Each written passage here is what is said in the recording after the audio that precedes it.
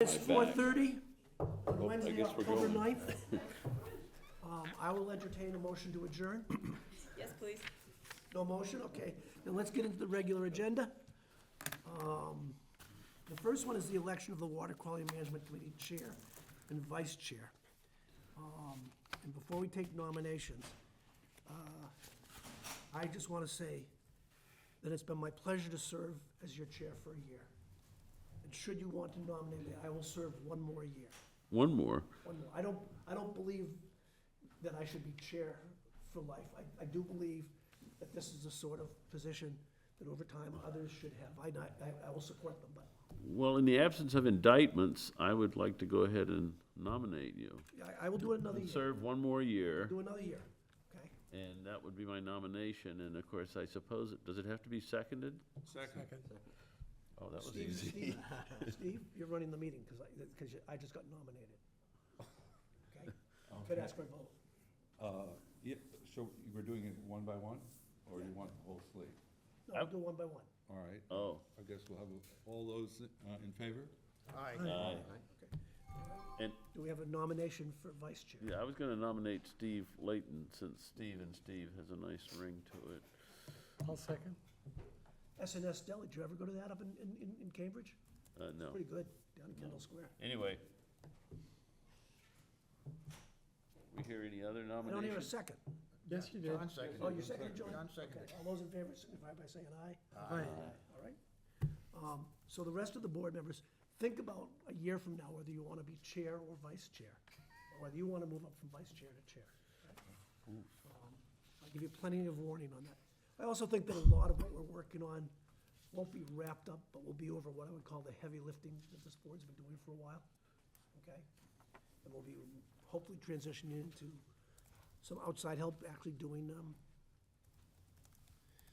watershed planning. All right, an update from the urine diversion working group. Is that you, Steve? I guess that's me. The working group has been working for about 4 months to have a study plan ready for town meeting. Slow responses from DEP and the plumbing board have caused us to miss our first deadline, which was August 30th. And so the deadline was extended to November 27th. It's not clear that, which was the final deadline of the contract with the Mass Technical Center. It's not clear that they will make it by then either, so they're probably going to extend their deadline to the middle of January, which would still give them enough time to make town meeting in April.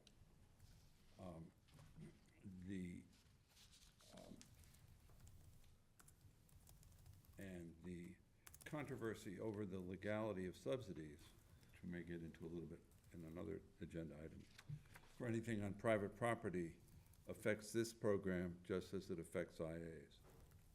So that remains to be seen. And Kim Comart has a more detailed report that I think Kristen circulated to everybody? I just did, so they probably didn't see it. No. Oh, okay. Oh, I don't think we need to take up the time with the details of that unless someone has some particular questions. Oh, I left out the most important part.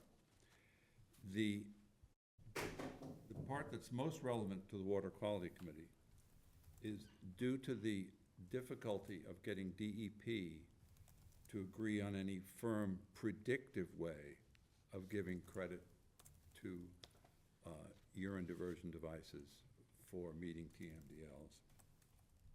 It's not expected that urine diverted devices would be allowed as alternates to IAs within any geo boundaries, which would be about a third of the town. However, they could still be used as a supplement, either by, a supplement by people in the geo boundaries. It's a purely voluntary thing, or by people who are in watersheds of freshwater ponds and where there's no DEP mandate.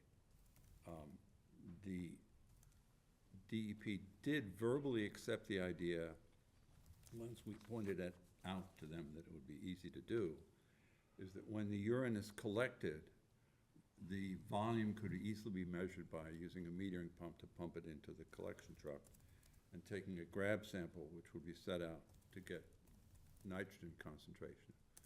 And thus, we would know after the fact exactly how much nitrogen had been removed. And then to the extent that that's allowed by DEP regulations for extra credit, it could be used that way. So this DEP position, is that their position / opinion, or have they put that in writing to you? Not in writing. Not in writing. That's part of the delay. They have no concept of real time.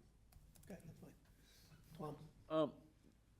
I mean, I know that we're kind of at the bleeding edge of this movement, this idea, this concept, but it could have just really important consequences regionally and other places too. Is there any way to get DEP's attention or have someone from there come here and talk to the committee and tell us why they can't figure out how to get moving on this?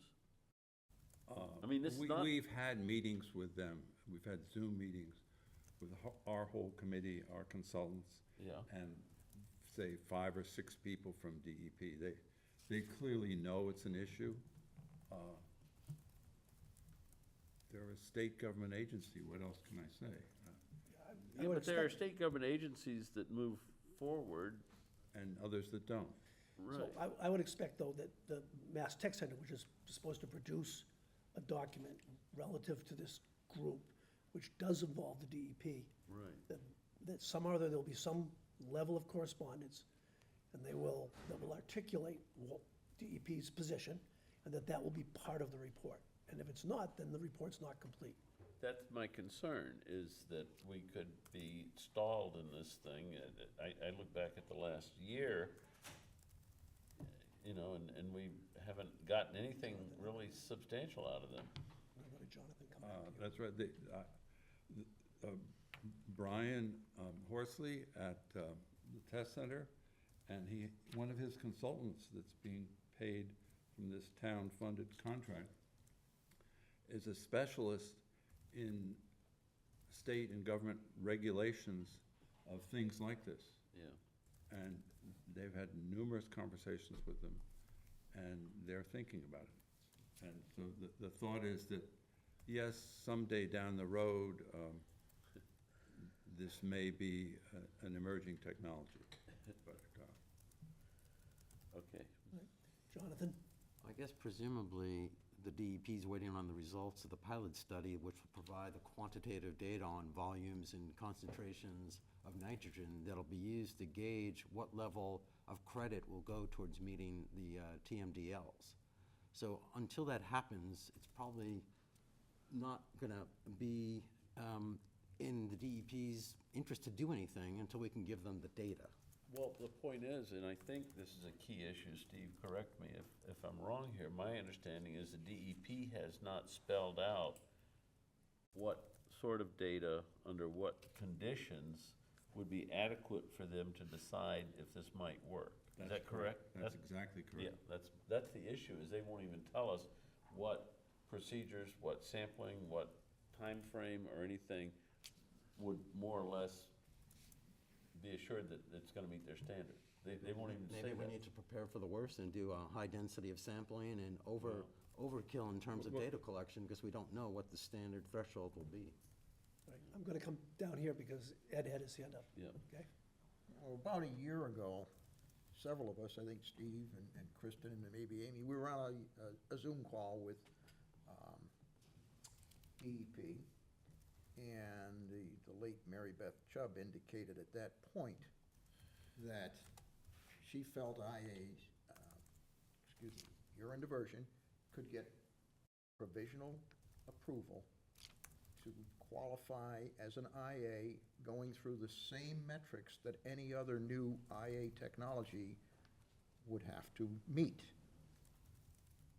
Basically, 50 participants for a minimum of 3 years with the regular quarterly, I believe it was, data collection. And should that show good performance, as good as other available technologies, that it would be then given general use approval.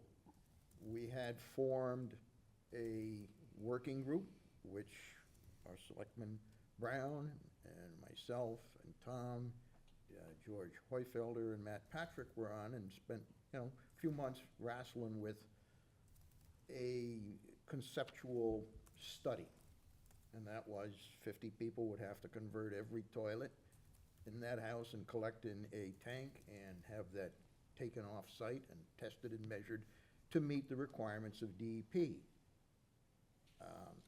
Has DEP said, nah, that's no longer valid because Mary Beth Chubb has left this realm, or are they? Well, they certainly didn't say it directly like that, but, I mean, Because it seems to me that still would be a valid methodology, and I know there's a whole bunch of resistance to, hey, you gotta convert all your toilets and all of that stuff, but I think if we hope to have any widespread approval of urine diversion and be able to use it as an IA, it needs to meet that criteria, and could meet that criteria if what we think conceptually would work.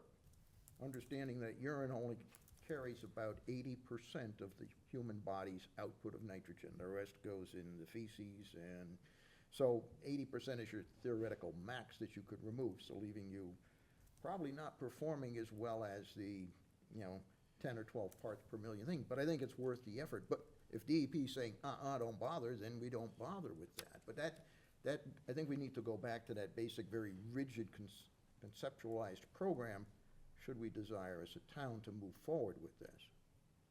Amen. So Jonathan has sort of made a little bit the same point that, so the way you stated that, Steve, it sounded a little bit on the absolute side, which this person says, you can't use it inside a nitrogen-sensitive zone. Maybe the issue is to try to get some clarification that says, unless and until the DEP accepts urine diversion oh, yes, absolutely. as That was what was intended. a nitrogen reduction methodology, you can't use it in a nitrogen zone, but once it reaches that threshold, it can be used. I'm sorry if I implied otherwise, that's correct. Okay, the way you stated it was like you can't use it, Right. okay? So it sounded like, I think the thinking is that it wouldn't be ready for use in the watershed plans. maybe not, but Except as the plans get mentioned. updated every 5 years. Right. Yeah, in other words, it's sort of in the category with oysters and fertilizer. It's nice, and when you show how much nitrogen you remove with oysters, you can say, look, that's what I removed. And the same with I'll urine. I'll try a more positive approach on urine diversion, what we're trying to say. We still haven't heard from the DEP what they need to see in order to accept urine diversion as a viable technology. Correct. But once, maybe that's, millennium from now or whatever, but once we know from the DEP what they want in order to accept urine diversion as a viable technology, when that date is reached, it can then be used inside a nitrogen-sensitive zone. That's right. Okay. Part of the problem with urine diversion still is human and behavioral, is that it depends on, it's hard for an initial study to get people to agree to convert all their toilets for something that's experimental and might not even be supported by the town at the end of the experiment. And once you have it, it's hard to imagine how you would enforce the use of it without something that would be viewed as draconian. But what none of that contradicts what you just said. But, can I just say, here, Steve, you're gonna be monitoring it the same as you're monitoring IAs quarterly. And it's gonna be real obvious there's a spike in nitrogen in the sample, right? And you either have to immediately convert, right? Or you have to, the same thing, you're gonna have to take corrective actions with an IA. So the whole system of enforcement is already present. It's not gonna be anything new, because they're gonna have to meet the same sampling, inspection, monitoring standards that you do for an IA. But if the nitrogen, it's a little different, because with the IA, you're measuring what doesn't come out at the effluent of your IA. No, you're measuring the effluent, you're measuring what's there. With an IA, you're measuring the concentration of the effluent, Right, which you want to be below a certain number. right. With the UD, you're measuring the urine that you want to be above a certain number. No, I'm talking about measuring at the D box, just, You guys have two different ways of measuring it, Steve. You Yeah. wanna measure the urine, and what Tom is suggesting is to use the same Right. metric. Yes. With the, which is say, Yeah, quarterly fair enough. measure, quarterly You're right. measure. I stand And use corrected. the 35 that is presumed going in, right? The Yeah. DEP's 35, and the water usage, and declare that to be the nitrogen removed, irregardless of whether or not the actual nitrogen removed is higher or lower. It's probably Yeah, higher. yes, It's yes, probably no, higher, you're absolutely okay? right. I will double check on that.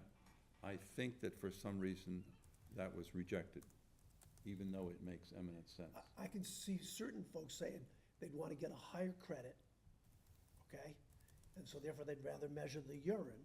Yep. But I can see that, from your standpoint, Steve, how do you enforce that people use the urine diversion toilet and/or whether or not they're getting the proper credit? So you could build a system, sample it same as everybody else at the D box, and say, No, that's very take good, that that's for very good feedback. you could do both. I'm just saying, I'm just looking at getting a pathway to getting approval rather than getting everything, you Yeah. know? I mean, because I can hear somebody in the DEP or whatever doing the same thing Steve sort of saying, like, how do you know they're gonna use it or not use it? And so I'm just sitting here saying, if, you know, we can sit here and say 35, which the DEP says is the number we shall use for what goes into the septic tank, is not a good number, but we don't get a real choice on that. Okay? So, Yeah, Just make sure that- the suggestion that I got Tom and you just made is very good. Matt, Mateo Hanley from Thomas Lenders Road. Steve N. I just, one of the questions, with the summer session and stuff, I've fallen behind on the urine diversion. Has the urine diversion committee come up with like approved fixtures? Have they selected fixtures for No. this project yet? That's the plumbing board issue that I may have gone over too quickly. There's also waiting for the plumbing board to approve anything. tell you what, Matt, Kristen, There is Chris- good news that American Standard may be interested, Maybe, which okay, would be a good. huge boost. there is a draft report that's come out from this group up at the Mass Tech Center. Oh, great. Kristen, will you Yep. make sure Matt gets a copy of it? Okay? Yeah. Kristen, you have So my, that- you have my that- email? Yep.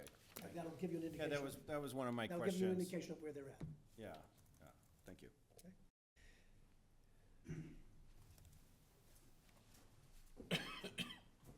Yes, Earl Barnhart, Green Center.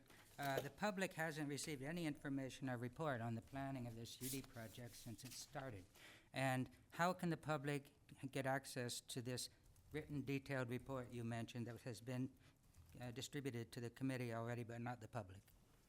It's a draft, but we'll get you a copy. No, the But- public. You didn't get, Public learn the report that's being, a report on the project.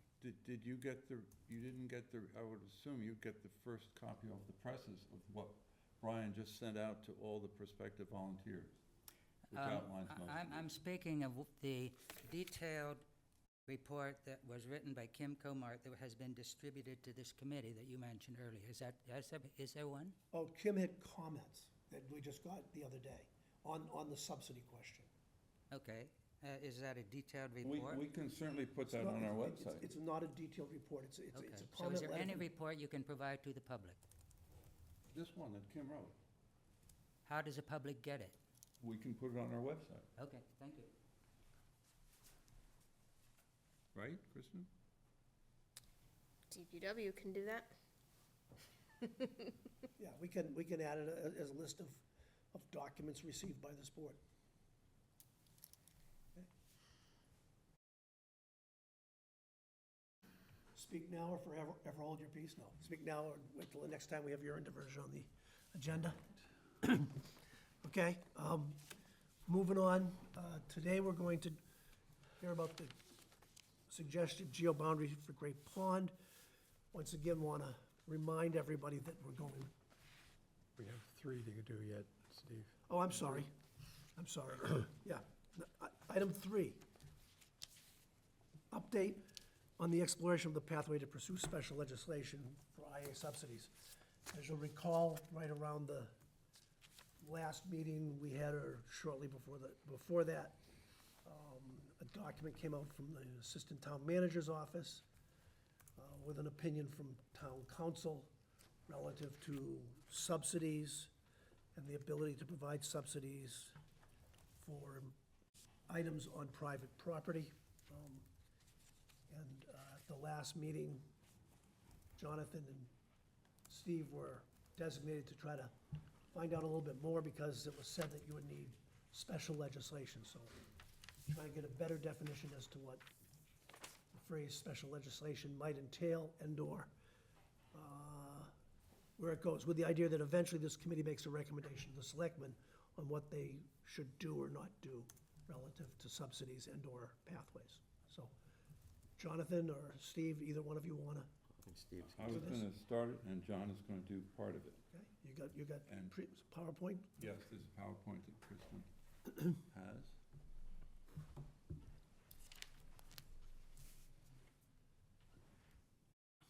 All of this is vague ideas that we want back on, just as you gave for the first presentation.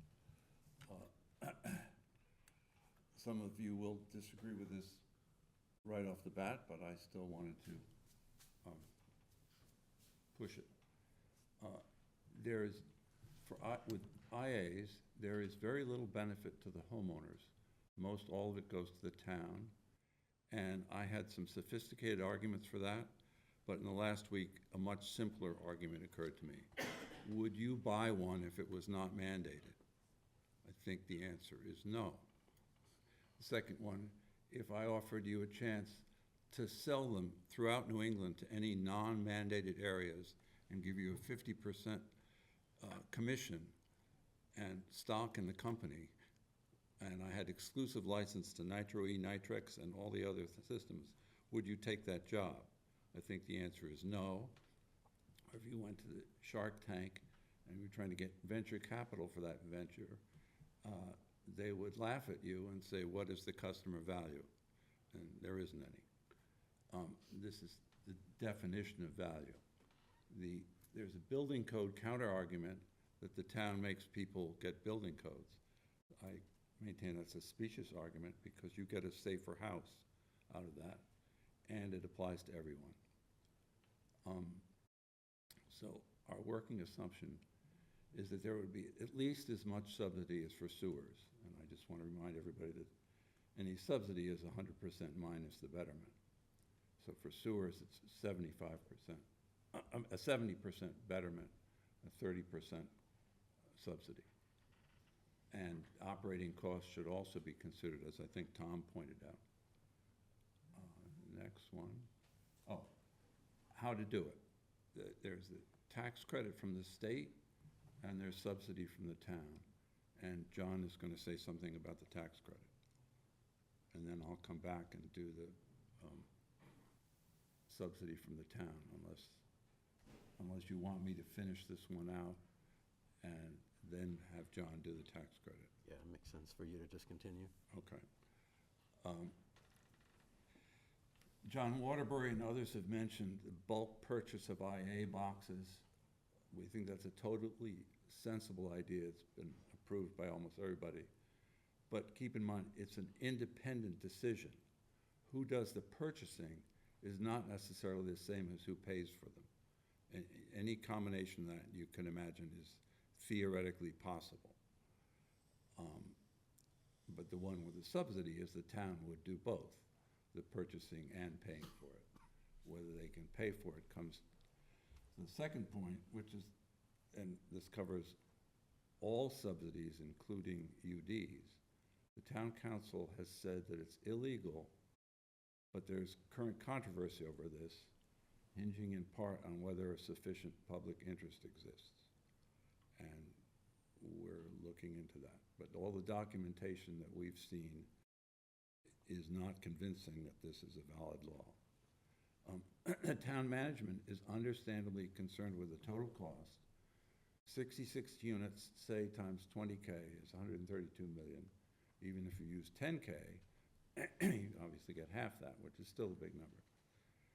But what people may not have realized is that you could do pay as you install. These aren't all going to be put in 1 year, and it's not like a sewer project where you have to commit tens of millions of dollars to a contract and then pay it off over 30 years. You could do, if you spread it over 30 years, it comes out to $4 million a year, which sounds much more reasonable to me. And there are also possibilities involving the state revolving fund that we haven't looked into in detail. This is all current dollars. Yes, Okay. but it's also so vague that it sort of doesn't matter. No, I'm just confirming it's current dollars. You did not do any inflation inside that. Right. Okay. And maybe you want to go to John before you have questions, or? Are we doing John's slides too? Yeah, Yeah. if that's all right. So I just wanted to speak to the septic tax credit, because that is what's on the books now as a law that can be claimed by people. And as I said, I think 2 meetings ago, it's based on what your taxable income is. And the bottom line is that there's upwards of $30,000 available times 0.6, 60%. So the maximum you can claim for repairs of your septic system would be about $18,000 spread out over 6 years, I think, is the max. If you're going to pay, if you have $4,000 of tax, and you can probably pay it off in 5 years. $4,000 is the max in any 1 year. And if you have $4,000 of taxes that you owe the state, you can claim the maximum credit. We can go to the next slide. And what's actually being covered? Well, the actual costs, and you can see there, it's the cost for materials, equipment, the construction, the design, engineering, testing, inspections, minus any monies received for grants and reimbursements, let's say subsidies from the town. So there's a significant amount of money that can be available in the current tax law. And we believe that the way it's worded, that if we have a mandate to go to IAs from the state or the DEP, that then that would thus be covered under this tax credit. People in geoboundaries that are being required to convert an existing system or put in a new system that meets the IA standards of nitrogen reduction would then be eligible for this tax credit. And then the last thing I want to talk about is just what the way it's worded now. It's a non-refundable credit, means it's refunded against the money that you owe the state. If you don't owe any money, or you owe less than $4,000, you're not going to be able to claim the full tax credit. And what we're wondering is, would this be better serving the population, especially those in the lower middle incomes, to make it a refundable credit that's not tied to the amount of tax that you owe the state? Basically, it's a refund for the costs involved in installing this type of advanced septic system. And when we talked with council, town council last week, mentioned two possible pathways. The state legislation, which I think is probably the more appealing way to go, because it has a broader impact beyond Falmouth and has a, according to our council, maybe a higher probability of success. Though in all honesty, both these pathways are going to be difficult and low probability of success items, but you don't get anywhere if you don't try. The special act pathway is impacting only Falmouth. And what we're thinking is that with state legislation getting a broader impact, getting other communities involved, there's probably a higher likelihood that this could advance through the state legislation rather than just being a Falmouth-only dictate, because many communities are affected by this issue beyond Falmouth. And that's kind of where we stand now in terms of our thought process. That's it.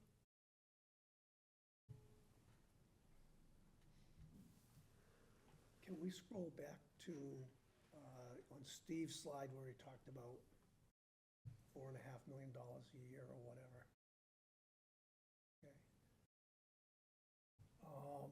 Okay. That also, of course, the 20 or 30 has to do with how long DEP allows you to do it. But, yeah. So, one of the things that in my,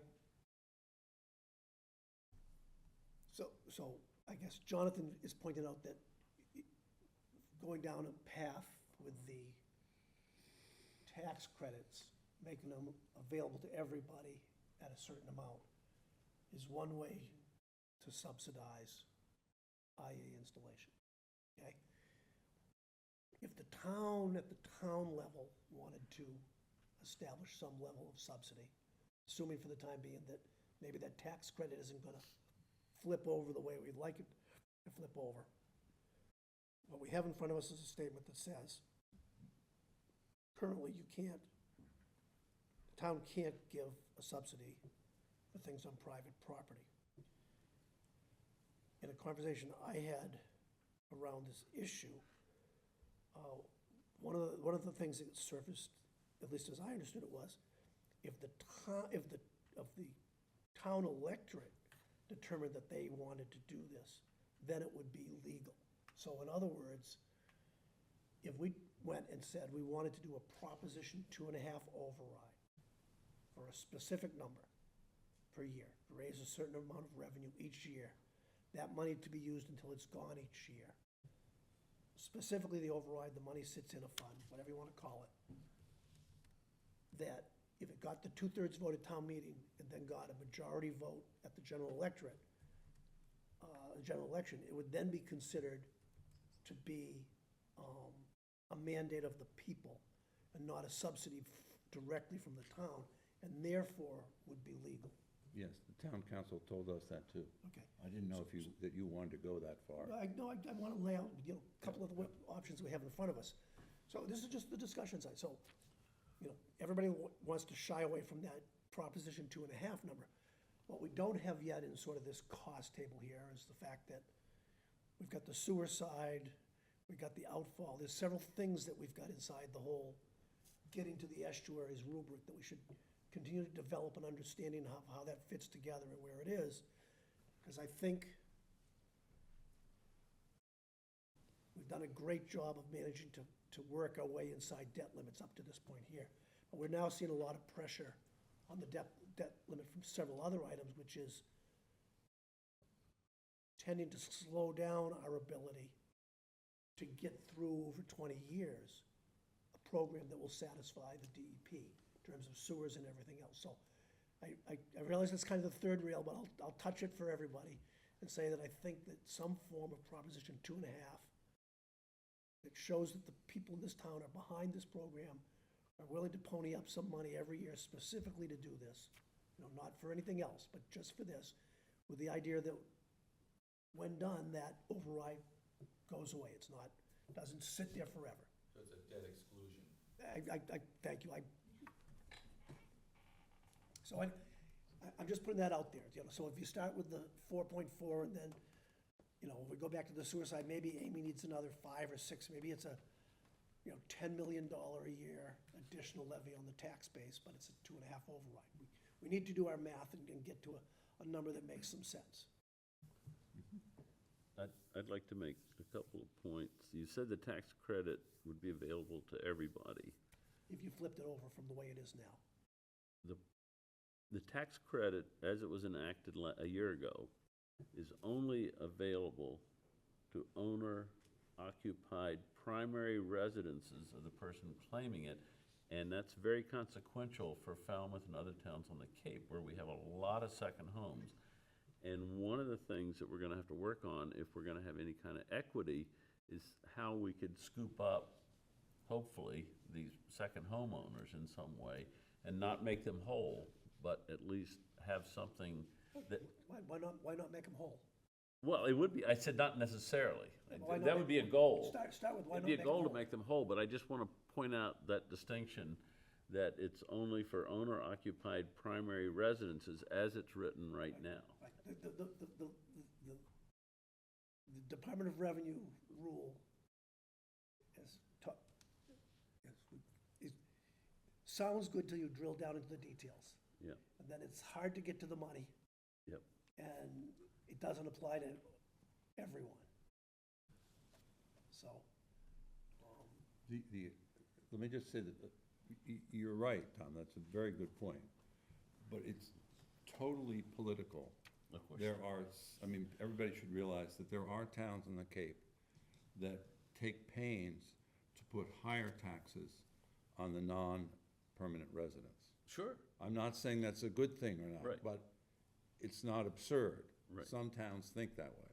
Right, but I'm just saying that this is something we need to be thinking about, because it's, I'm gonna say that this committee's goal is to find a pathway to get the estuaries clean.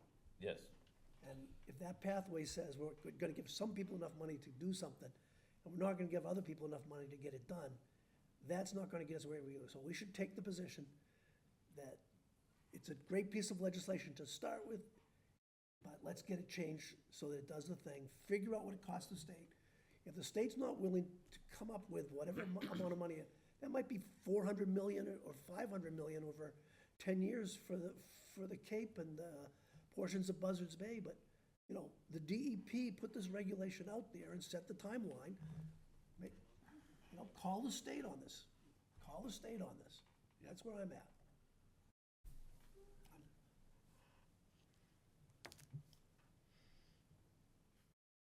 It's gonna be short.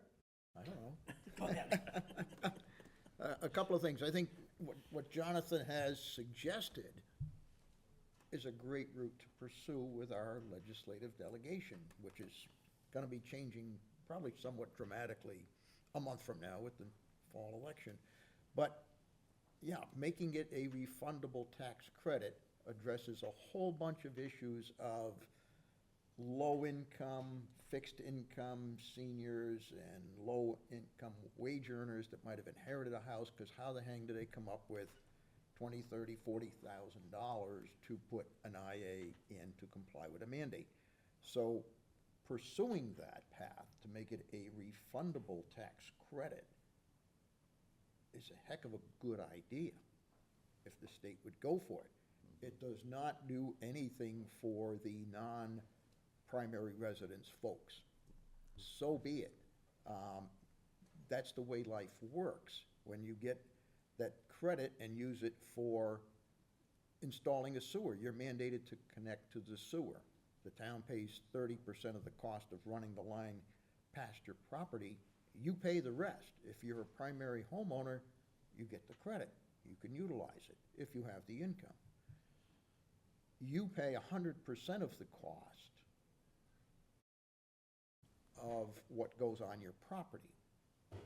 If that's your primary residence, you can apply for the tax credit. This is if you're mandated to put in the sewer. Sewer line's running by your house, you gotta pay 70% of the betterment.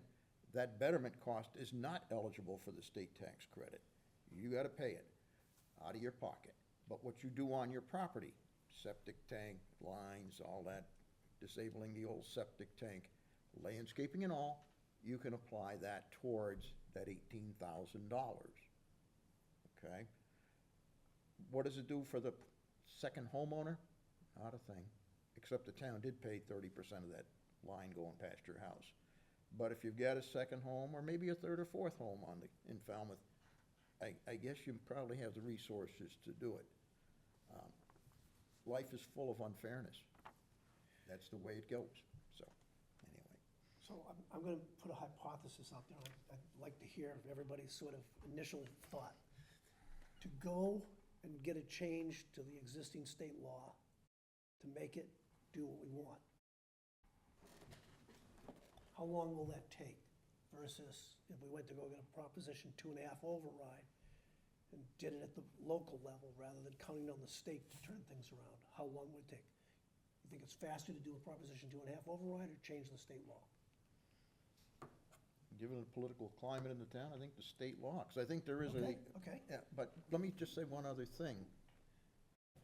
The other towns on the Cape are facing the same issue. Sure.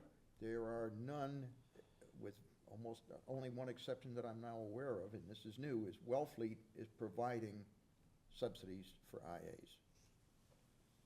How they're getting by this legal opinion, don't know, but they are now doing it. If you go Town on. council will tell you that it's not legal, Well, okay? I guess they got a different council They there, do, yeah. and Just tell you, they are, Our town council has said that she doesn't know how they're. There are always opinions. Our town council has also said that the grinder pumps are illegal. Yeah, to us. She told us, that was our obvious rebuttal to her remark, and she said they're probably illegal. I won't say anymore. Yeah, don't say anything. Yeah. So, which path is the fastest? I would first interject, it's not just speed, it's also probability of success at all. And therefore, well, I don't know the answer. Opinion, I'm But looking for your B, opinion. my opinion is to pursue them both in parallel and Yes. see what the I cat understand drags that. in. I wanna go in parallel, but I just, your gut, which one's gonna be easier to do? I would ask I'd ask people, I don't see the point of You're having abstaining. stupid John. guesses out there when there are experts we can ask. John, I would guess the 2.5 override. 2.5. I think, which? I think 2.5 would be easier, but I also think that we should be pushing down both paths. No, we should push down both paths, but I just, Yep. I would go with the state, especially if we can align with other impacted areas beyond just Falmouth. I'll go with 2.5, so we got 3 and 2, and we got an abstainer. Amy, you wanna give an opinion? not with a 10-foot pole. That's great, that's all right. Doug? Well- Doug? I think the state route would be practical. We've got a lot of special legislation through here, so. Yeah, okay, I'm just, Yeah. I'm just trying to get a sense of, I mean, we have two sort of And- concepts. And doesn't Corin, Mass-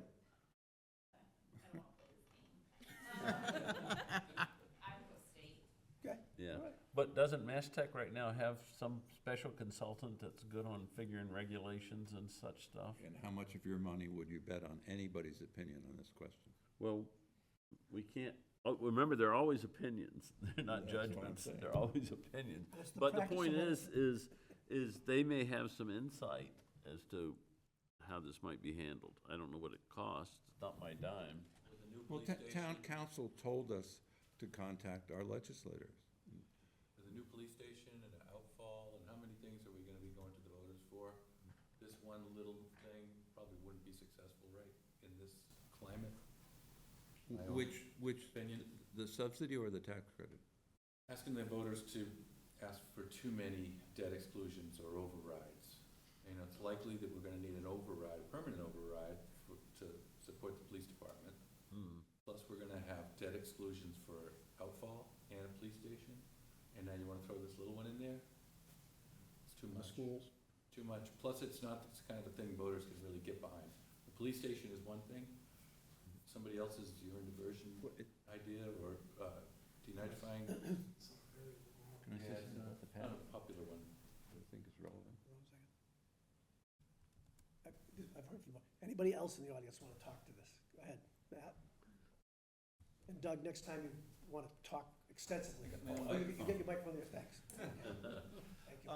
Jonathan, one thing, you were talking about the tax credit, and correct me if I'm wrong, because I've been following Mashpee. Mashpee Sewer Commission did a little bit different. Instead of doing like we did with the geo boundaries for mandating the IA systems, right? IA systems, not AI. Getting there. And so they mandated that a couple years ago. How are they, faring with their residents, putting systems in that they're mandated because of their setback from water bodies? I don't know the answer So, to that, maybe so others. back last May, we did a presentation on what other communities are doing. I've asked our technical consultant to survey the various communities, including Mashpee. Well, GHD does work for Mashpee as well, so, Yeah, but and they're our just- consultant. We had a presentation which involved a whole number of communities, Matt. Mm-hmm. And what I've asked our consultant to do is, now that the other communities have had 6 or 8 months of time to have these things in place, to go back and see how many are happening, how it's going, what they're getting, and then do another update. So that'll be coming shortly here at one of our meetings. Okay? Yeah, that's what I'm saying, is the information's out there, we just have to work with some of our neighboring communities. We're all in the same sandbar, you know, we're facing the same problems. The other thing is, The scallops are know- gonna be on the seaward side of the sandbar.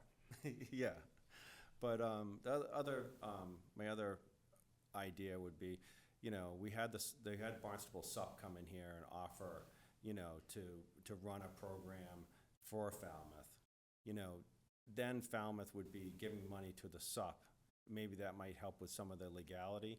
Plus, you know, maybe we should be partnering with Barnstable, as some of the members had said here in these comments. You know, maybe we should be partnering with a bigger group of towns, maybe the county, to come up with something that works for the whole county, instead of Falmouth trying to come up with its own solution to a problem that's a county-wide problem. You know, Falmouth would give the money to an agency, and that agency would delegate out that money to each one of the homeowners. The problem with the tax credit is, if you're on a fixed income, chances are you're already getting tax credits, and your income is so low that a tax credit reimbursement would take 10 years to get anything, because your state taxes aren't as Matt, high you might as have missed the federal. point. The suggestion we're making is to change it from getting a tax credit for taxes you've paid, to get it to the state paying you every year. Yeah, that Okay. would That's would what- really that's- help out That's people the on fixed suggestion. incomes. That's the suggestion. So that takes care of marginal people, fixed income people, et cetera, et cetera. I appreciate you, correcting me on that, because that was my concern. I really know there's a lot of fixed income houses here in Falmouth, aging population, and, obviously the cost of living's got higher, and no one expected the cost of living to be as high as it is right now. So trying to help out our aging community, but also our low-income community, to make Falmouth a better place to live. Thank you. Thank you, Matt. Unless there's something critical, I'm gonna do my best to move on, but Just really quick, it's just, consider the path for each thing. The subsidy involves town money and all the things that entails. Us, the select board, the finance committee, blah, blah, blah. The tax credit only involves a working group from here, approval by this committee, approval by the select board, and the town council already thinks it's a good idea, and then we just do it, and there's no cost to the town. Either the credit itself or the getting Right, the so law in change. a few meetings from now, we'll be out of the geo boundaries. We'll be into various things like, what do we want to recommend relative to subsidies? And if somebody on this board wants to put forth a recommendation, the board votes it, that's the recommendation we'll take to the selectmen. Okay? That's where we're at. Thank you. Okay? You need to take a break, or are you okay standing there? I'm fine. All right. The next item on the agenda is gonna be the Great Pond, IA's geoboundaries.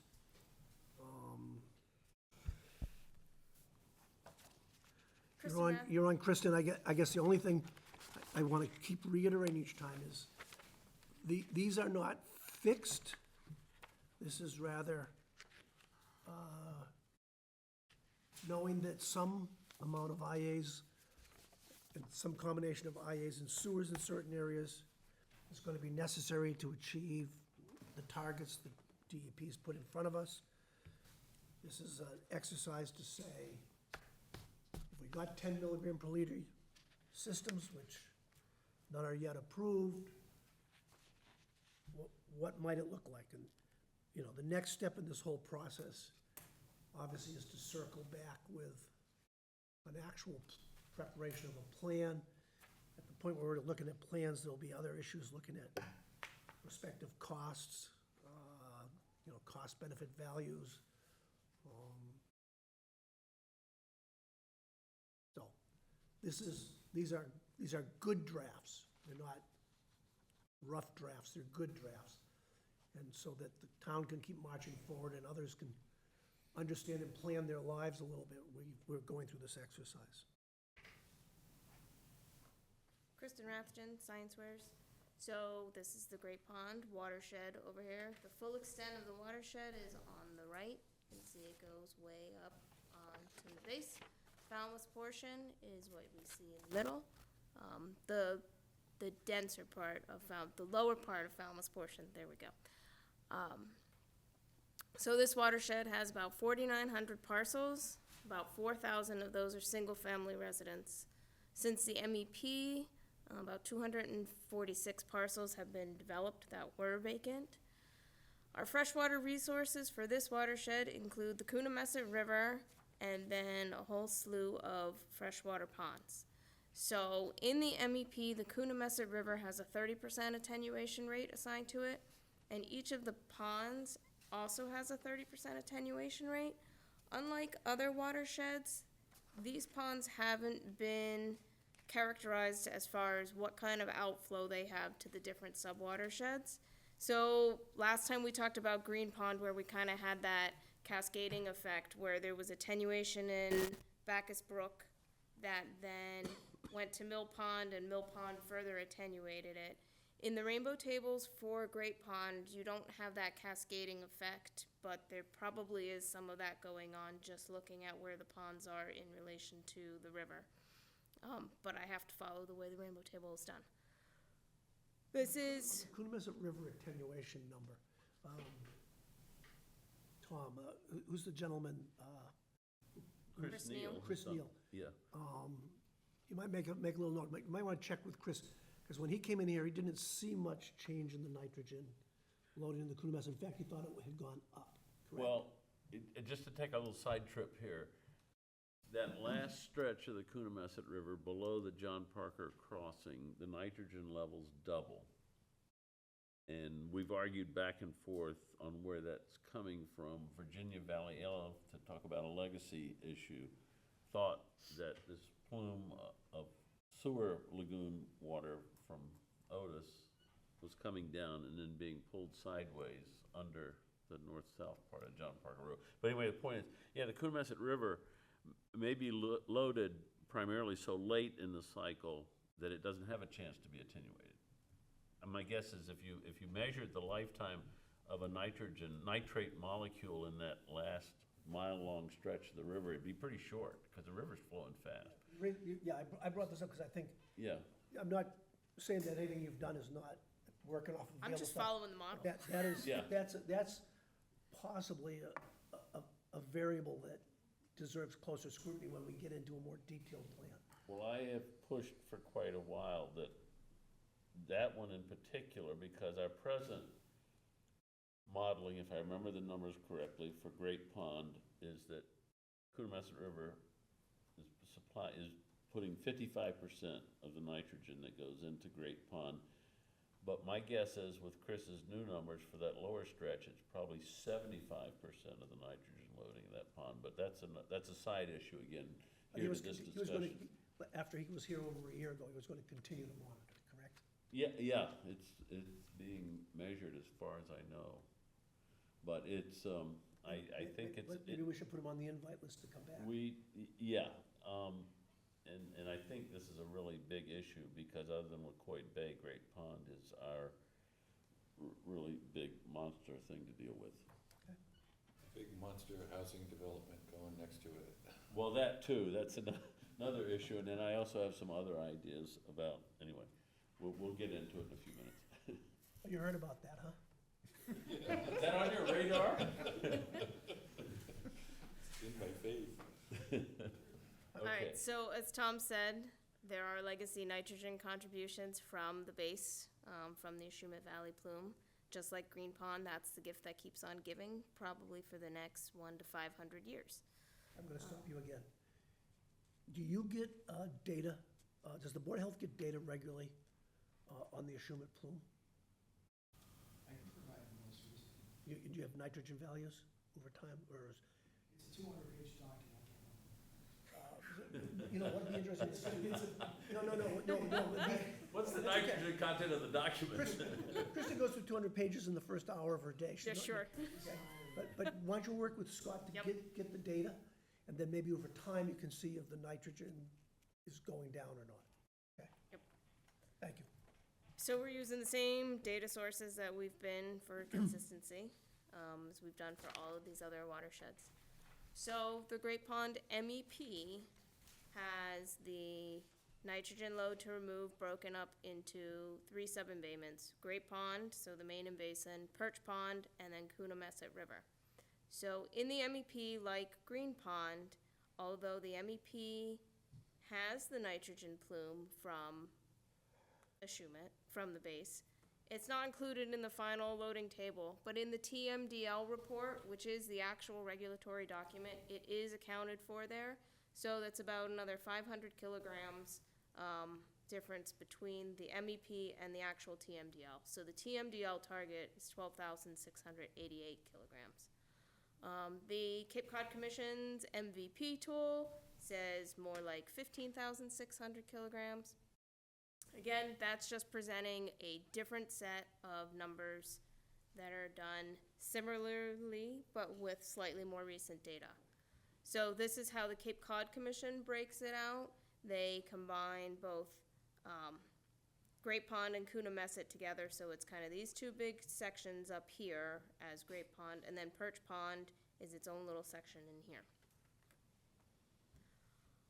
So working from the TMDL numbers, we're still looking at the water use numbers between the MEP and the MVP. So the MVP average water use for a single-family home in that watershed is lower. So we're using the lower water use as a conservative measure for a minimum amount of nitrogen we think could be removed using the standard effluent of 35 and an IA performing at 10. So for every IA put in a single-family resident in Great Pond, we'd have about 2.7 kilograms removed. A sewer connection would be 4.4 kilograms. For the existing IAs that are presumably operating at 19, it would be 1.2 kilograms. So here we have the numbers broken down, and because the TMDL has that extra 500 kilograms, I put that in the Coonamessett River because that's likely where that plume is coming up, to help identify where the nitrogen load reduction needs to occur. So the Little Pond Sewer Service area, there was a portion of that actually was within Great Pond. So the reduction from that comes from Great Pond proper. The estimated planned area for the Tassa Sewer project, both Phase 1 and Phase 2, you can see how the potential nitrogen reductions work out for there. There are some existing IAs in the watershed, so looking at how that breaks out, looking at about almost 1,900 homes that would need to upgrade to an IA to meet the TMDL for the watershed. Again, just the MVP numbers, so much higher. They're looking. Back one time. So the TASA, that's Phase 1 and Phase 2? Yes, Okay, that's the complete project. okay. MVP numbers are higher, so 3,300 IAs. This is the Great Pond water quality from data from SMAS for the Sentinel Station. I took out 2023 because after we've been discussing that data, looking at it, Ken looked at it, there is an error in the 2023 data that SMAS has not remedied. So I did take that out and it was across the board. But the rest of the data is good. So the orange line is the target threshold concentration for the Sentinel Station. And again, Sentinel Station annual averages. So this is what the geoboundary looks like for Great Pond. So the bright blue part that we're looking at that we've been looking at, that's what it takes to get Coonamessett to its target nitrogen reduction. What I sent this afternoon, or this morning, was this extra portion up here. That's what would be needed if you want to get the entire watershed to meet its TMDL. So removing nitrogen from the upper portions to, in theory, improve the lower portions. Because remember, the MEP has it broken out by the main basin, Perch Pond, and then Coonamessett River. So what that comes out to is about 2,600 parcels within both these blue sections. It's 2,147 single-family homes. You can see the blue dots are the vacant lots. Orange ones are ones that in the assessor database are not developable. So this is just a little bit closer of a look at that. And the note, what I said, so this dark blue portion, the light blue portion will get the Coonamessett River sub-embayment to meet its required nitrogen reduction, depending how well you buy into what that designation of where nitrogen needs to come out of. This extra slightly darker blue, that will get the watershed as a whole there. Looking at the IA lot size screening tool, again, same metrics that we've been using. You can see the areas where there's smaller lots that may be an extra engineering challenge to get IAs on the lot. Right, if you back up one slide, where it says existing IA, in the lower portion, there's a subdivision there with like a series of, I don't know, 9 or 10 lots, a little cul-de-sac. Is it this one? No, the one to the left of that, just up Left, and this over to one? the left. No, up, Up, That one. there. right. So in looking at that, one of the things that occurred to me is we've been saying, using the phrase that a lot size may not be suitable for an IA system on the next slide.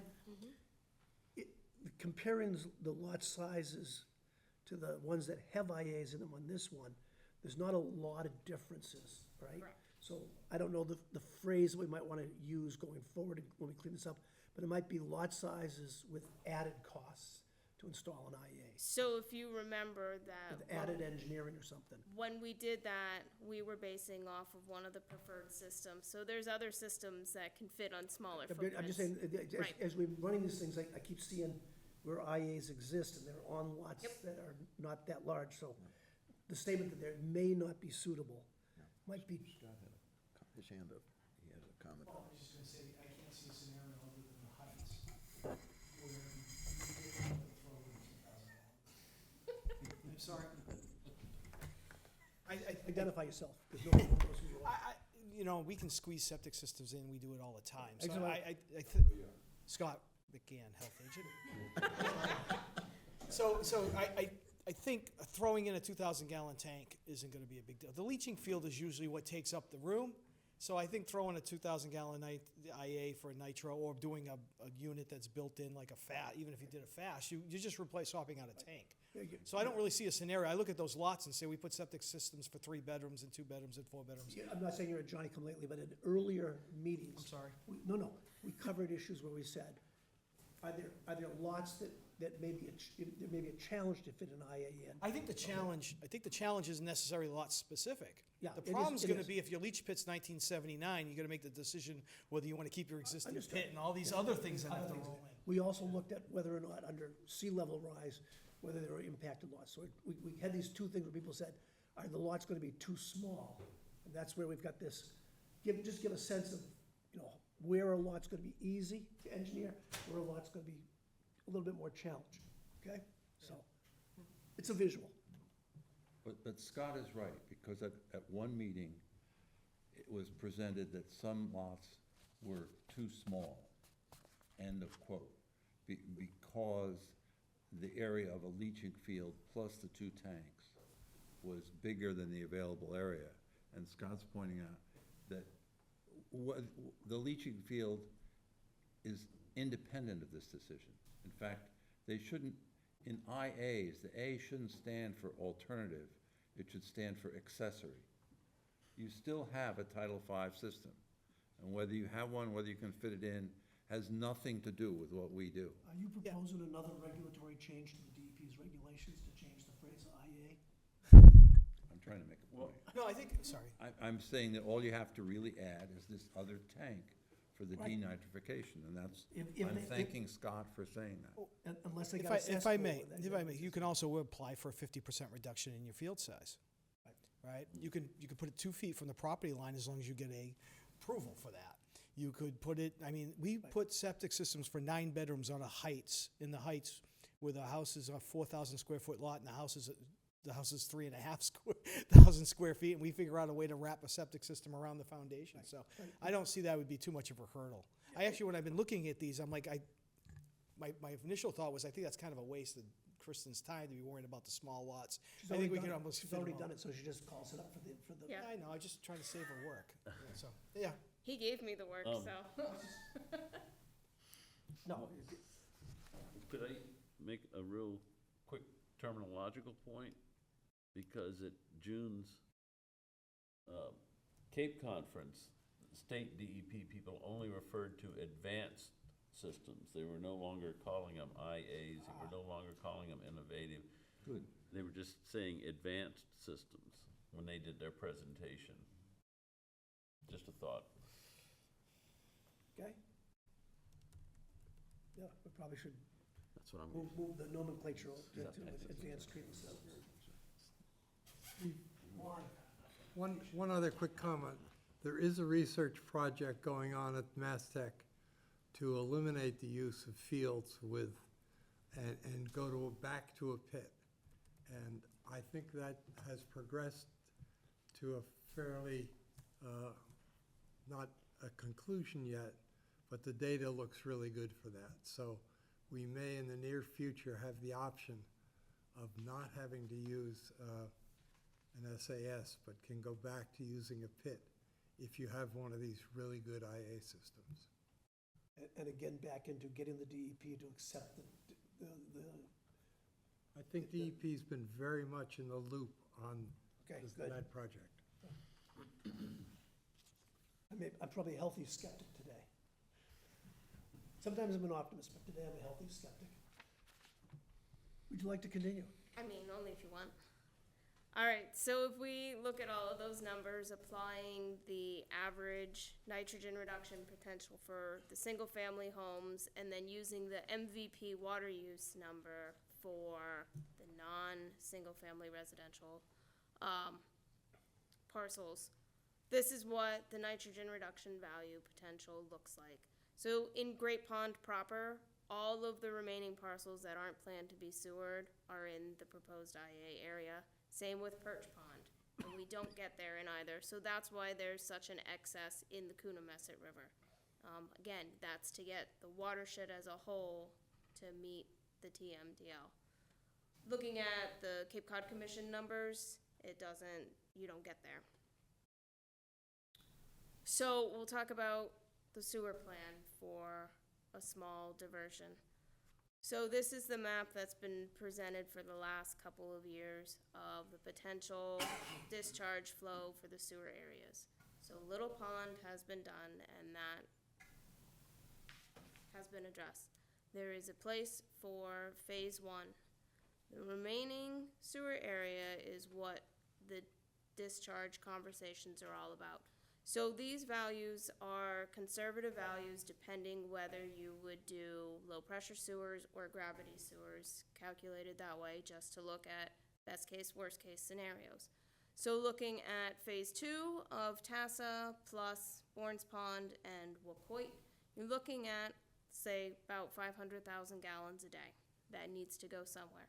Hopefully it goes to the outfall. However, if the outfall is denied, the town has to go back to looking at land-based discharge options. So this came from the work that GHD did for the modeling for these parcels. Under different planning scenarios, all I did was turn it into nitrogen numbers that plugged back into this model. So the Augusta parcel, which is the one just north of 28, so planning flow, the first planning flow is this 500,000 gallons per day, the 500,000. That equates to about 2,075 kilograms of nitrogen at effluent at 3 milligrams per liter. So that's what would be being discharged back into the watershed. By the modeling efforts, all of that goes right back into Great Pond. If Allen parcel was used, some of that goes to Great Pond, some of that goes to Green Pond. There are freshwater receptors along the way for the Allen parcel. I took those into account. But if you remember from the last presentation on Green Pond, that entire watershed, all parcels that weren't slated for sewer were in the district and it didn't meet it. So if utilizing Allen parcel, there's another 500 kilograms that can't be addressed with the IAs in that watershed.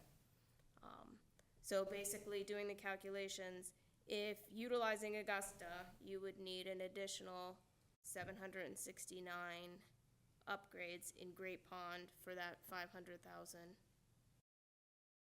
gallons per day. If utilizing Allen, you're looking at another 355 on one side and another 170 in Green Pond, and that's just for what the planned sewer area is. That's not any additional. GHD did model at a little over 1 million gallons per day, and that's what those numbers look like, and we won't discuss because that's scarier. So just stay this. Yep. So, thank you for putting this one together. This is a point that those of us that were down deep in the weeds on this 2 or 3 years ago got to, which we realized that we have these two parcels, Augusta and the Allen. But if we use the Allen parcel, it was gonna wind up in Green Pond, and Green Pond would just make a situation we couldn't solve already worse. On the Augusta parcel, it was telling us that it wasn't good, and that the only way to get out of that would be to expand the sewer service area by quite a bit, to be able to further reduce the nitrogen, because when you have enhanced, what was it? Advanced? Advanced. When you have an advanced system, you're still getting 10 back out of it, so. I think that we are at a point where the outfall is coming, and that we will not need to go there, but this slide helps to reinforce at any moment in time when somebody says, why don't we go back to land-based? That there's probably not a land-based solution that doesn't create a bigger issue in terms of achieving the TMDLs for these two respective water bodies. Yep. If I may just add to that. You may. Several years ago, when I started getting deep into this topic of wastewater and listened to Eric Turkington, the previous chair of this committee, talk about these parcels and what they would cost. And at that time, they were talking 50, 60, 70 million each to develop, giving us only very limited additional capacity, and that's it, and not at all addressing the issues into Buzzards Bay from the current beds. So all those beds would keep running. And I said, you're gonna $50, $60 million this town into bankruptcy and get nowhere. Why aren't we looking at an outfall? And we're looking at an outfall. And I think John Waterbury and several other people were very great apostles to that. This is part of selling the outfall need concept, the economics of it, and what it gives this town going forward. So as we put together, hey, town, we gotta spend this outfall money, here's why. Here's another big reason, so. Continue. Oh, now, do you want to talk to this table? I'd like to talk to some of the nitrogen that's coming into Great Pond, that maybe, well, how, she can finish. Anyway, if it's the big picture, big picture, save it at the end, and we'll take questions on the whole thing. Yeah, that sounds best, thank you.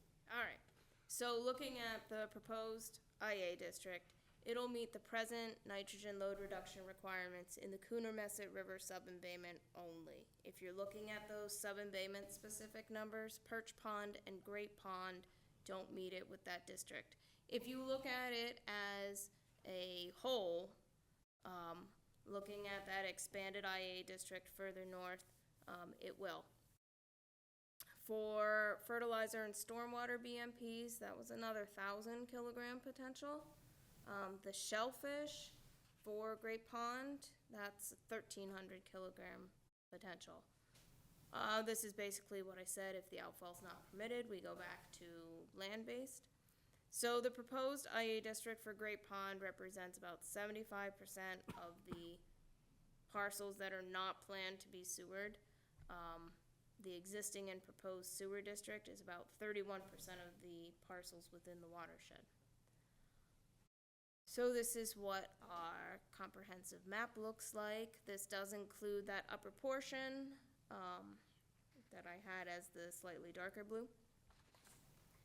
And then our tally number table, which of course the line item that I sent you earlier was not right, but the totals were right. So I fixed that now. Thanks, Ed, for doing my math.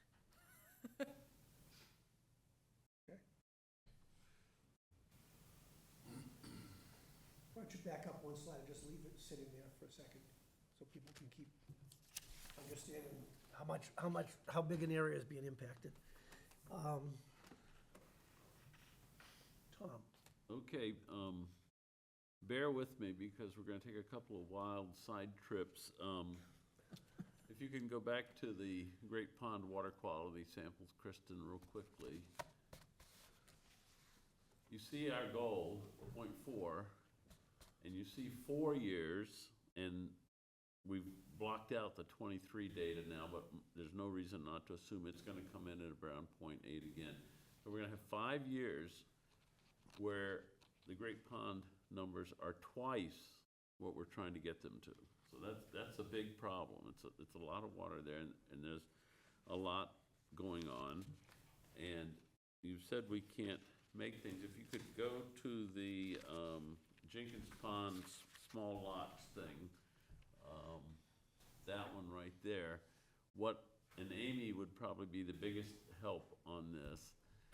Think about sewering Jenkins Pond and that area right along Sandwich Road, where you've got lots that look like they're gonna be a little bit more difficult than usual to put in IAs.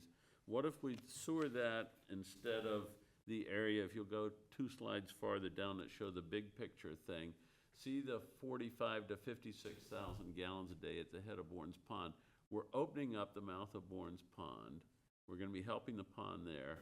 And I might think a few years from now, when this is practical from a financial standpoint, it makes more sense to take the effort that would go into sewering that area at the head of Bourne's Pond and sewering the area around Jenkins Pond, because it would solve a couple of things at once. And I'll be quiet for a few minutes. I just want to get people thinking about maybe shifting the focus a little bit. Good idea.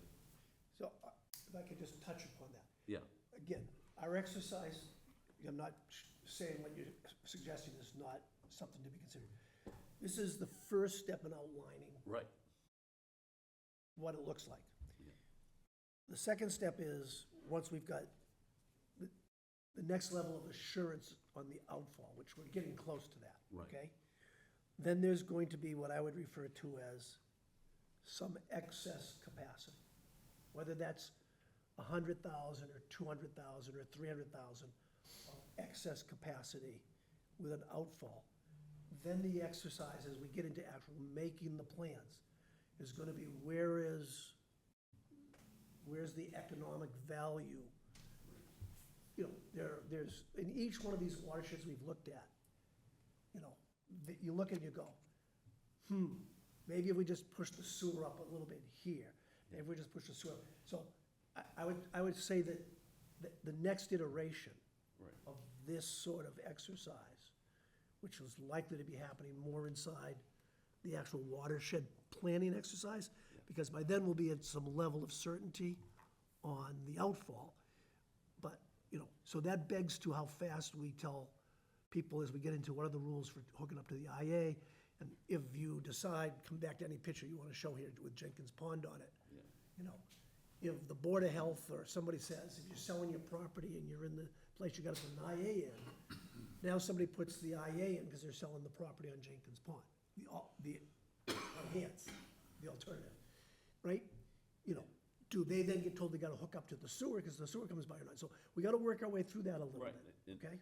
And I agree, your analysis is complete to the point. I was sort of seizing the day for a moment because I could see all of this stuff in Kristen's presentation today and presented in a way that at least it would get people thinking about this possibility. Yeah.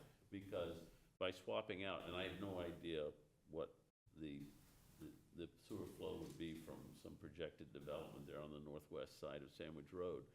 But I was thinking in terms of economically, financially, rather than economically, financially shifting those resources towards that instead of something at the head of Bourne's Pond.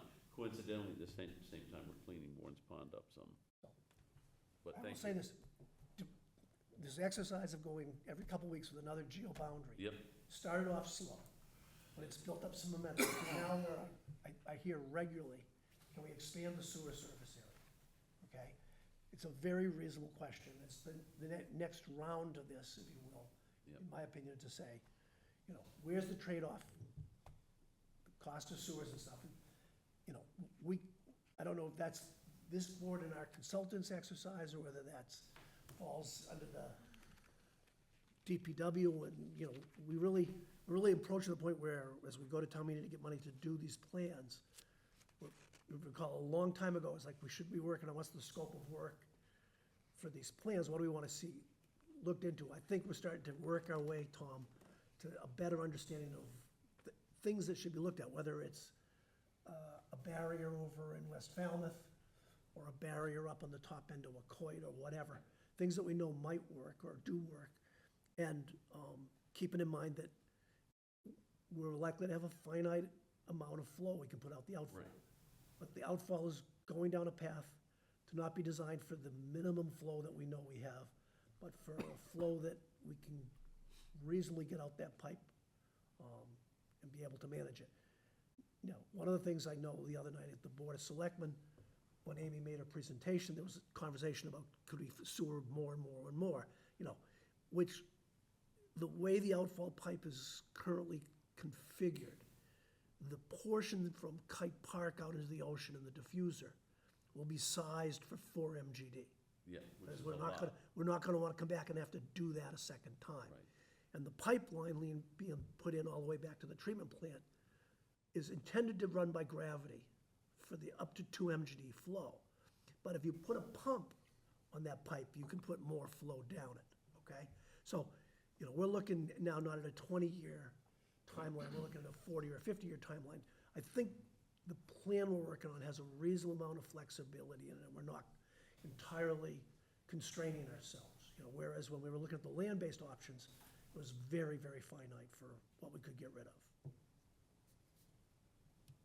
I'm sorry, I went off. No, that was good, and I agree with everything you said. That was As an I said, Eddie I was- answer. I was just seizing a moment to have a talking point for some people to be thinking about going down the I'll line. get you after I get the board. I'll get you after I get the board. Anybody else on the board? John? No, I'm sorry. Steve? 4 things. First, another plug using this map for my pet point, that no way are these properties close to the estuaries compared to the properties that aren't in the geoboundary. The rest is, Hydraulically, they're close. you know what I mean, for the benefit to the, can you go to the graph of the I nitrogen? love the fact that you want to keep telling everybody there's no benefit to them for this, but they're gonna have to do it. Sorry about that. Steve, you brought that issue up a couple All of right, times. all right, I will and- mention it. Let's not go Yeah, there. okay. Let's keep going. I'm going to totally different question. Can you go to the blue bars, the nitrogen at the, yes. And you removed one on the right that was an error, but even with that removed, my eye tells me that there's an upward trend here. I'm curious if other people see that, and people that know better than I do, is it true and does it matter? Your error bars on these samples are so big that there's so much overlap that I'm pretty sure there's not a statistically significant trend in Okay. there. You have such limited sampling that's going on, but this is what we have. So it might be good to put the error bars on future versions of this. My comment to this information is what's a wet year, what's a dry year. Okay, doesn't matter. Very good, fair Okay, enough. I just wanted to make That sure. would be the next step if you want. I agree, as you're looking at that graph, it's got a slight upward trend. Right, okay? but But no, without I- knowing I- wet I and dry accept- years, yes, it's hard okay. to define it. What is the percentage, great, if there were magically other parcels, you don't have enough parcels to put IAs in to meet the TMDL. How many more parcels would you have to pull out of the hat to meet the TMDL? I mean, it's not twice, right? Is it 10% more? Every sewer connection is equal to 2 IA No, connections. I'm not gonna do it with sewer. I wanna know how many more IAs Well, it depends what area you're talking about. for Great Pond, Well, it depends what area you're talking about. for each of them. So if an IA is 2.7 kilograms and you need 300 here, you need 100 parcels in Perch Pond. 100, you need 500 instead of 400. No, you need an additional 100 parcels to Right, get so your the total nitrogen would be removal. 518 as opposed to 418. So you'd need 25% more parcels. This isn't a parcel number, this is a nitrogen removal number. Your parcel number for Perch Pond is here, it's 145 parcels, so you'd need 245 parcels there, assuming they're single-family residence versus commercial. Yes. Well, I'll give away where I'm going. Okay, Since you can't pull parcels out of the hat. The other way, I was hoping the answer was gonna be 10 or 20%, and not double. If it was some low percent like that, instead of pulling parcels out of the hat, which is impossible, you make the standards on the IA slightly better. In other words, if you went from 10 to milligrams to 9 milligrams, in principle, you'd need 10% fewer parcels. so that all depends on what And the DEP some of these gives you. systems are considerably better than 10. Right, but if they're approved for a performance level, that's historically what DEP gives you the credit for, Yeah. as opposed to the actual monitoring data. So that's a separate. But there's some process, however slow because of DEP, in principle, you could get them approved for better performance, which is a lot cheaper than building sewers. So I'm gonna step back a little bit. So at every step, the DEP has turned around to say the amount of nitrogen they're gonna give you credit for removing is probably a lower value than the actual nitrogen removed, whether it's sewers or IAs or whatever. So over time, as we sewer areas and put in these systems, we should be seeing an improvement in water quality. The ultimate thing is gonna be the improvement in water quality. Right. In the meantime, as Scott liked to say in some of our early meetings on this, you can solve the math problem, but you may not be solving the issue in the estuary. The issue is to solve in the estuary. So rather than go back and say, some of the ways they wanna calculate what you can get, okay? That they're being too conservative. Let them be conservative, let us work with that.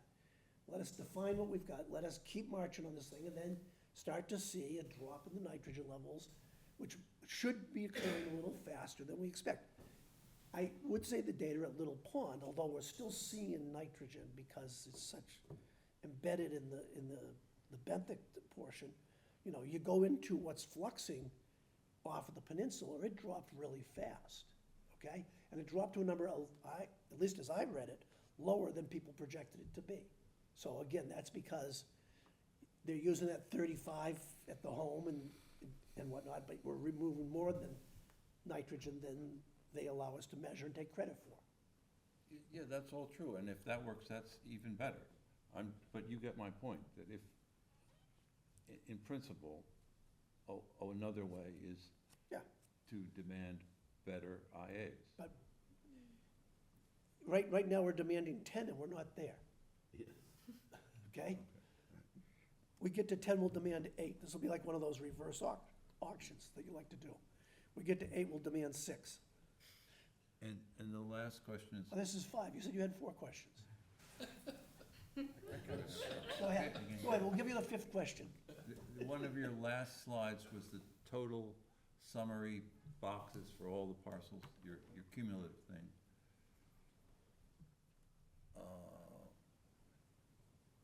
where is the total? Oh, okay. So it's 5679. gone up to 7,000 from 6,600. Number of single-family homes in the IA district is thank you. I'm finished. 5679. Okay. There's parcels in the district, and then there's homes that have to put an IA in. 5679. That's single-family homes. This is parcels in there, so that includes your commercial, your multifamily. Oh, okay. But they're taxpayers too. Yes. All right. So the bottom line is, we're not headed for success on the Great Bay, right? You can be. Because that big IA district up north gets you to the TMDL. Oh, it does, I thought you were Yes. saying it didn't. So it just doesn't, it depends how you look at it. So from Perch Pond, you can't get as much nitrogen as you need from that specific location as what the MEP model said you should to get the Sentinel station where it needs to be. But it's like internal nitrogen trading. Will it work? I don't know, but my logic says if you're removing it from the upper portion of the watershed, it should push lower concentration water down. As opposed to somewhere like Bourne's Pond, where taking it out of the upper portion may not do anything for Israel's Cove, because you're so far down by the inlet, that's not necessarily a logical internal trading in that watershed. Okay, thank you. Steve, if, you brought this point up a couple times. I think I understand you correctly. Your thought or feeling is that the farther a resident is from the estuary they're impacting, the less responsibility they have to clean up? Is that the way I was? Which Steve are you talking to? You. You were making the remark that these people were far away from the estuary. Oh, no, I was discussing a taboo topic that I've Which been is? discussing too much. Am I allowed to answer his question? Oh, It's not In- taboo, a lot of us just don't agree with you. okay, he just told me I could do this. Okay, No, it was the issue of subsidies. Some people said that, oh, the people that are, it was what people were imagining, that the geo-boundary would just be within, say, 300 or 1,000 feet of the estuary. So these were all filthy rich people who had waterfront property and who were benefiting from the estuary. And therefore, they didn't need any subsidy. And I'm saying this map shows that's not the case. It's a big chunk of Falmouth, Right. some of which is close to the estuaries and some isn't. right. Has nothing to do with the technical hydrogeology, which may be an additional completely valid point. Yeah, no, I wasn't thinking But that point at all. I had the impression too from some other remarks gonna that if get people were Scott farther away from the estuary, they weren't benefiting from death. it, and therefore they didn't have a responsibility to clean up that estuary. Oh, I'm not saying that. Oh, okay, great. Just as a side thing, Kristen, would it be really difficult to take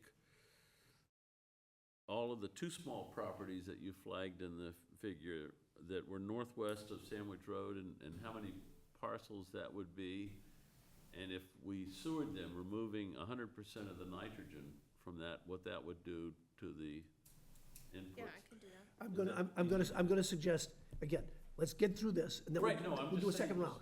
I'm just curious. It wouldn't, it's not that hard, but we should do it estuary by estuary to start informing. Right, oh, no, I the don't next wanna step. break up that flow. I'm just trying to find out if it's a big problem, because I don't know what's involved. She can do anything, you don't. Well, I know that.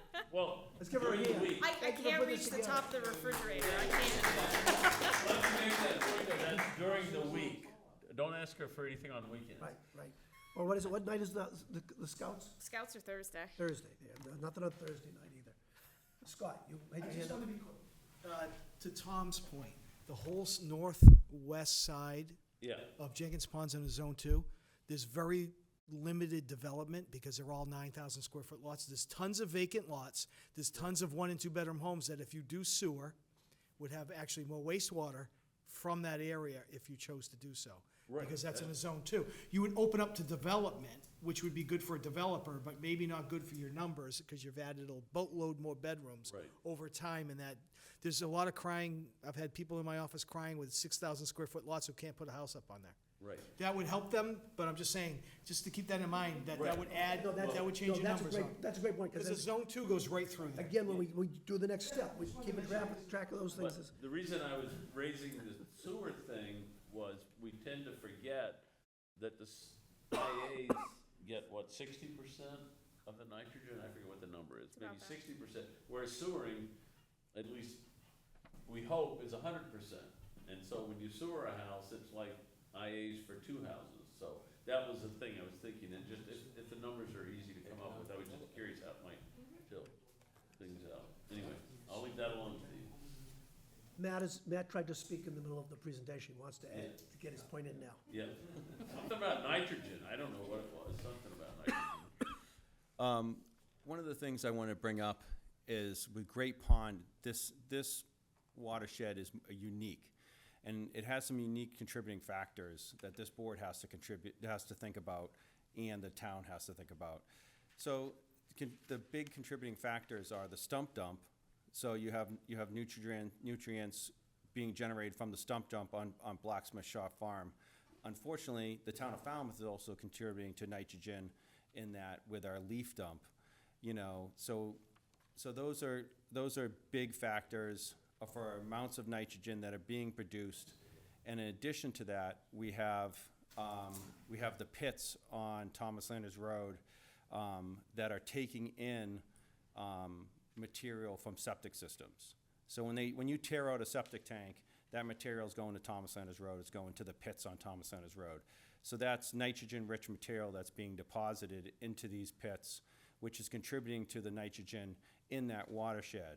So, those are things that have to be looked at, and those might be low-hanging fruit instead of, mandating more IAs.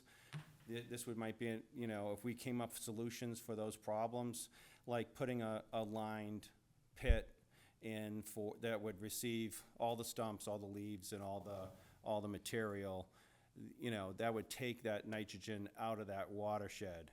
There's material, there's pits open there. The other thing is, there's a campground just above Jenkins Ponds, that's Sun Retreat. I don't know how many units, maybe Scott McGann could help. Crystal, is that already in your account, campground? Yeah, There's not a water use in the Cape Cod Commission because it has upgraded since then. It's not in there because I only have one for 2016. I just wanted to check that she didn't already have it counted. Yeah, so the campground, I don't know how many trailers, each one of those trailers would be considered a house. Some of these fifth wheel trailers are, 2 bedrooms, sometimes points. 3 bedrooms for the 45-footers. As we move into doing again, the watershed, the real actual plan, making a note that somebody should take a look at those potential sources and see if they're good for a permeable reactive barrier or something like that. Yeah, in that area. And then there's the the elephant in the room, which is the Saxton property and how much that's gonna contribute, with a 300-unit. Not gonna contribute Project. anything. You said he's gonna have 0 wastewater flow. Well, hopefully that issue rectifies itself before we get these plans in place. Well, thank you very much. Anybody else care to speak to this? We've got 20 minutes to get through the rest of the agenda. It usually takes 15 minutes to get a motion to adjourn, so. You're gonna have to do it without me, sorry. Thank you, Doug, for jumping in. Appreciate it. Right? We've sort of got reports from people as the meeting's gone along, but I'll start with you, Jonathan. Anything further you want to report about meeting? Nothing beyond what I've already said today. Mom, how are the oysters? Oysters are going great. Last week, we flipped another 202,000 babies in the new farm in West Falmouth Harbor. Okay. We're having a delayed opening because of the mooring field regulations that are being enforced across the town. So we can't open the family permit area until the number of boats in West Falmouth Harbor drops dramatically. And where's the family area in West Falmouth? That's along the Chappaquiddick Beach side, Still the west. same place they Same did- place it's always been out. And how does one get a family permit? We have an audience out there, so somebody might. Yeah, no, I don't know, you can do it online. everybody here has internet access, right? I'll send you there and send it to the office. And when you get a family permit, how much are you allowed to harvest? I don't know, a peck a week, Peck a week, so I think. that's a couple of meals But right I've there. never, I will tell you, and please don't note this in the enterprise, Katie. There's been no enforcement. They're just excited that people are out there taking oysters, and there's no way for them to know that you're not coming back, later that week and taking more, so. So there's no way to tell if people are using the urine diversion toilet, there's no way to tell if people are taking too many oysters. What is this town coming to? The town is falling apart. As far as your diversion, I can tell you while you're oystering, don't do it in your waders. If you're gonna direct people to the web for the license, you give them a little bit of help. Is this the Department of Marine Resources? I mean, otherwise you're just telling them to Google it. They go to the town's, If you go to Googled, the town's webpage. if you type in- Googled shellfish permit Falmouth, Mass, bang, you'd have it. Okay. John, how's the Board of Health? Nothing new. Oh, Scott left. You did a We met 10-day, a couple of weeks ago when I reported on that. We haven't had another meeting. but they are wrestling with the idea of some type of initial rule around who has to put in it. Be a system They're in- working on updating their home rule regs about how to use IAs.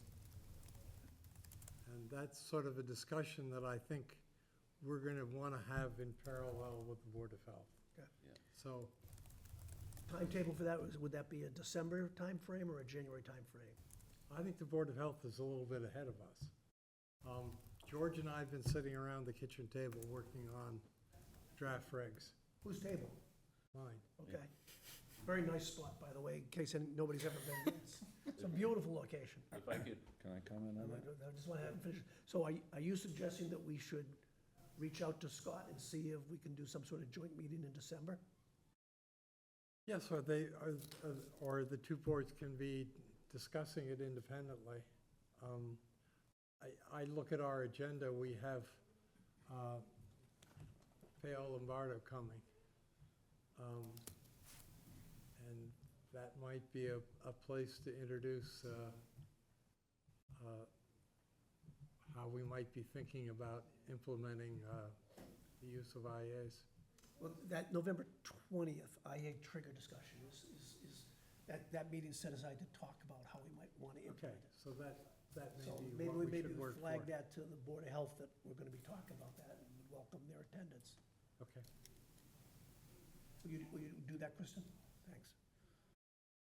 That was Hold incredible. on a second. He's got his hand up. can I just want to back up for a minute, because Bill Kerfoot is here, and I want to make the point that our next freshwater pond advisory committee meeting is tomorrow night, so I'll report on that 2 weeks from tonight, but that's in the works, and they're making great progress. Are you on the freshwater pond? Yes, Terrific. I did not know that. so I'm ponding at the present time, collecting One other point, Steve. Cut your eyes. We Did you see arranged that? the next Board of Health meeting is the 21st, I believe. And Kirsten, were you planning to come to that? Yes, I talked to Scott. Okay, so she's planning to come and give an overview of how we've been calculating these geoboundaries to bring the Board of Health up to date. Okay. Ms. Esteban, Me. say Stephen. First thing is very, very close to what you two were just saying. There's please correct me if I'm wrong, there's a rumor that the Board of Health is considering requiring IAs in all new construction, which on the face of it sounds totally reasonable. But I think a distinction should be made between new construction within the geo-boundaries that's absolutely reasonable, and new construction elsewhere, which might make any subsidies more problematic. I mean, why should the town fund anything that doesn't do anything, even for the town? That's all part of the discussion. That is part, okay. Right, do I need to put you on some committees so you have something to report? No, how's the Amy, were you heights? gonna say anything about the outfall presentation you've been doing, or? That's on the agenda for the 6th. Well, I would just say, you know, looking at what's been going on with other boards and people speaking and I'm gonna say educating the public and the other boards in the town. Amy was in front of the select board this week, talking about the outfall. I expected there was gonna be all sorts of questions, and there weren't. I was pleasantly surprised. There was only 2 points raised, nothing major, because I thought there might have been some pushback and hard questioning. But I think it's great that that's going on, because it's educating not only the board, but also the public that pays attention to these meetings. And Scott has left, but I had mentioned at our last meeting, his presentation to the ZBA was excellent, and they had more questions than the select board, actually. But the Falmouth Cable Television is rebroadcasting his half-hour or so presentation to the ZBA, and not the rest of the ZBA meeting, just his segment, several times a week, which is great, because, you know, kudos to the community cable television people. They're hoping to educate the people. I hope people pay attention, watch it, listen, because it explains so much about the whole IA issue and why we're doing what we're doing. It talks about geoboundaries, so kudos to people that are actively out in the community talking about this stuff and getting the people educated. So on the outfall, Amy, help me out here. The Army Corps of Engineers declared the application to do the marine borings complete, which started a 60-day clock for them to issue their approval. What's the date, when does the 60-day clock end? Mid-November? Mid-November, so, hopefully by the time we come to the November 6th outfall update or the November 20th meeting, we can say that we've got essentially the green light to do the marine borings, and we've been, sub-consultant's been lined up by our outfall consultant at this point to have equipment ready to go. Is that correct? That's all correct, good. And I have been asked to go before the ZBA, which will be tomorrow night, again, to talk to them a little bit about this whole, the IA thing, in which I will do, I think, a fairly high level of saying, you know, the state did this regulation, these are the watersheds. The state basically has two things they'll let you do right now to try to get nitrogen down, and that we've been doing this exercise, and what the scale and certainty of this exercise is, and what the next steps are likely to be marching forward. So. With that, we have minutes. Oh, So Amy and I put together 2 proposals for the DEP Natural Resource Nitrogen Sensitive Area Funding Program. Grants, yeah. One of them to do some of the basically administrative planning side for Little Pond and Great Pond to move the watershed permit application forward, and the other one were parts of the planning for Mgmt Fiddlers and Rands in case the 604B funding doesn't come through. So both proposals were successfully submitted, and we should hear the end of the year, beginning of 2025. Last time I heard from you, it was, we expected no by January. Okay. All right. Minutes of the prior meeting. First off, Kristen does a great job of getting minutes out almost immediately, so I think she's writing the minutes as we're sitting here babbling. If I do it if I do it right away, I remember what was said. I'm saying you get them up quickly. Tom gets them to review. I look at them for, you know, the major components. I don't take them apart. So Tom. You're not a nitpicker. Sometimes I can be. I Yes, mean, you do, yeah. I do read them all the way through, but Yeah. I appreciate you doing what I would call the editorial read. If anybody else feels that they are compelled to read draft minutes before they get here, I can task you to do that, but unless, Tom's been doing a great job, so I'll, Thank you. you know. So, Tom, you want to make a recommendation? Sure, I'll move that they be accepted as presented. Okay, and we'll take. I'll second. Okay, now, it's open for discussion. Any comments on the minutes, but from any other board members? Fine. They look fine. No. That's an A+ right there. All those in favor right. signify by saying Aye. aye. Aye. Aye, all right. We got, 10 minutes to kill, or we can get out of here early? I'll move adjournment. Second? There's no allowed discussion on a motion to adjourn. All those in favor signify by saying aye. Aye. Aye. Thank you. See you in 2 weeks.